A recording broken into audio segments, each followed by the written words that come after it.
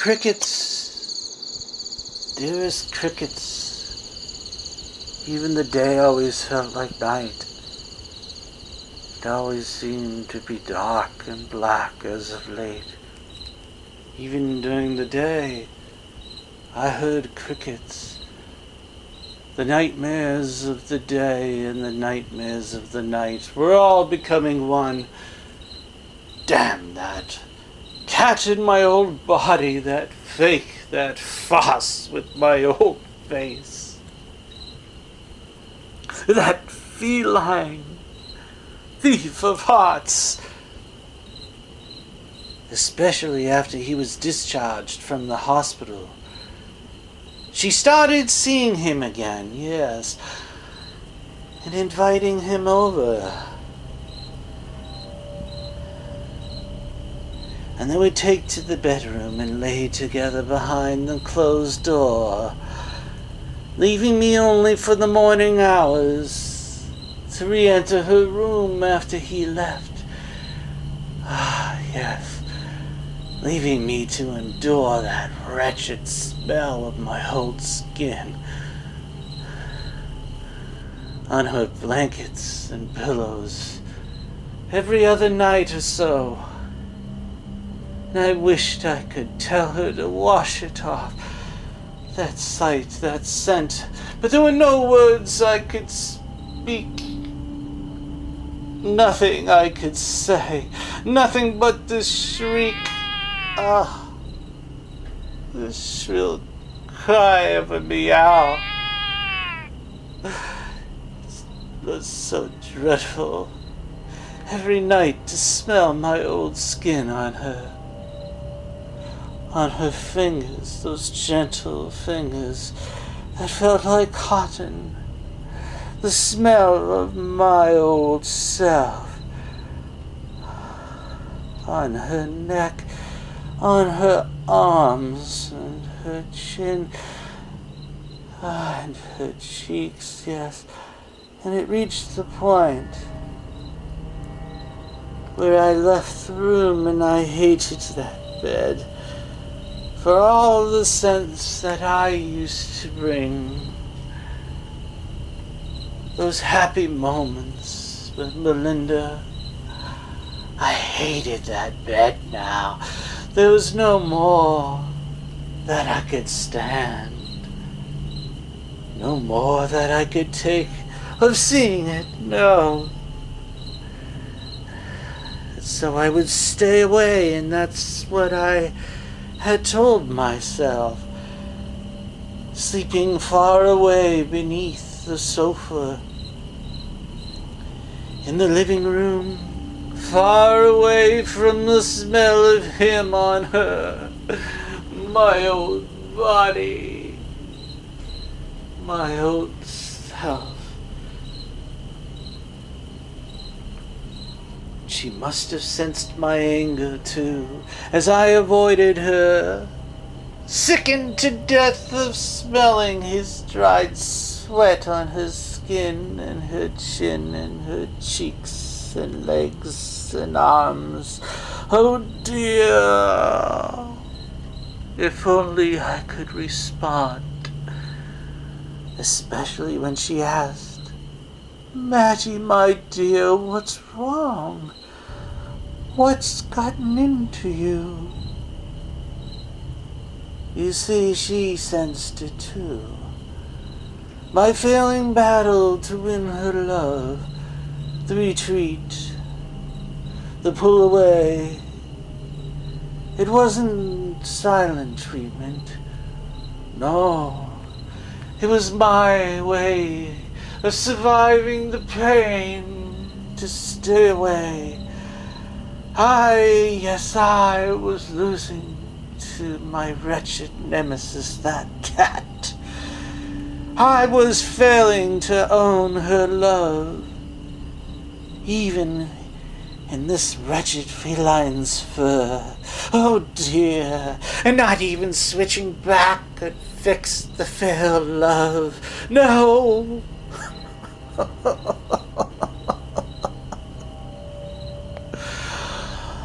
Not even being this cute cat this little cat she had always loved and chosen over me. You're not cute like him. That's what she used to say. Oh, but I am now. I am now inside of this cat's body. But does she feel that way now? You're not cute like him. Does she feel like that now? You see, I felt her mood had been shifting away too, and it was quite different, yes, as we began to part ways in the house and be away from each other in the mornings and afternoons and the evenings too. The water and food bowls were always empty now. Except for the wet crumbs left spilled over to the side to become as dry and solid as gravel stones for the hidden cockroach. Yes, the one that hid beneath the oven. I used to watch him at midnight. Yes, that hidden cockroach. Those gravel stones of my dried food it would enjoy. Even the dark brown and reddish ones, yes, those old wet ones that would cake over the plate and cling to the floor tiles like her shadows did. The ones that would cling there for a day, uncleaned like they used to be. Clinging to the floor tiles like her shadow always did, while in my old body's arms, there in the kitchen, often every other night before the rose-petal vase and burgundy bottles of wine, yes, and all of my wet cat food would smear into the tiles as they embraced and kissed, and stumbled back into the kitchen wall beside the calendar, where I knew I was losing time against the wall of the kitchen, unable to contain themselves from touching. Oh yes, touching one another, and there would be quite a few wet pieces between the water ripples of my bowl, casting their reflections back up into the ceiling fan where all of their embrace was beginning to expand itself into the rushing footstep exits of shadows heading towards the bedroom door.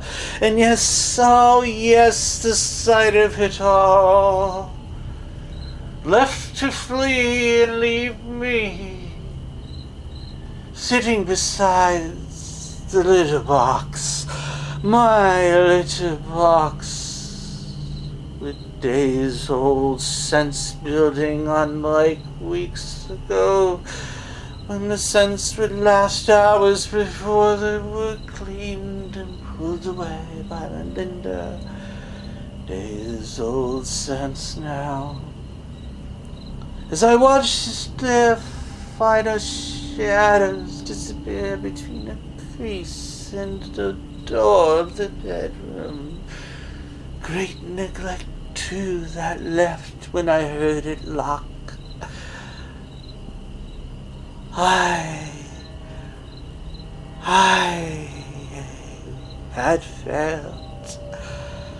I had to let her know my frustration. I had to get her attention. Pay attention, Melinda, to my needs, please. Don't forget me, please, Melinda. No, never forsake me. Attention, I need your attention. Don't forsake me. Not ever, not now, ever again, Melinda. No. Please don't forsake me. In the morning, after they left the bedroom again, in my rage I let her know I left a wet spot on the pillow and over the blankets, and the smell of him that used to linger all day was now replaced by me. A spray, another spray, until I exhausted myself. No more sense of his flesh, no more smells of my old dead skin lingering on the bed sheets or the pillows or the living room. I took care of his mark and soaked the pillow and sheets until I was drained. I took delight. Damn it, she needed a reminder.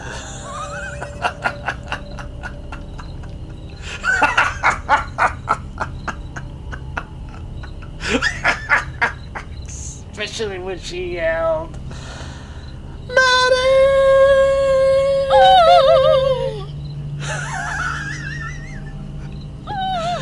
She had yelled. I took such delight in that yell. That's what she deserved for leaving me this way. The litter box and the bowls and the sense of the pillows and blankets and the sights and memories of them pressed together, falling into an embrace into the counter where I was losing time. She needed to be reminded that I was here, and that I had needs too, and that I was important. I would have to wait until her anger passed, and hope, yes, hope, I would see a change again in her. For now there was a pause of silence as she grabbed a towel and a bottle of cleaner and raced into the bedroom. A pause of silence with a long bout of patience, I told myself. Damn it, she needed a reminder. Not on a moment too soon. Not on a moment too soon.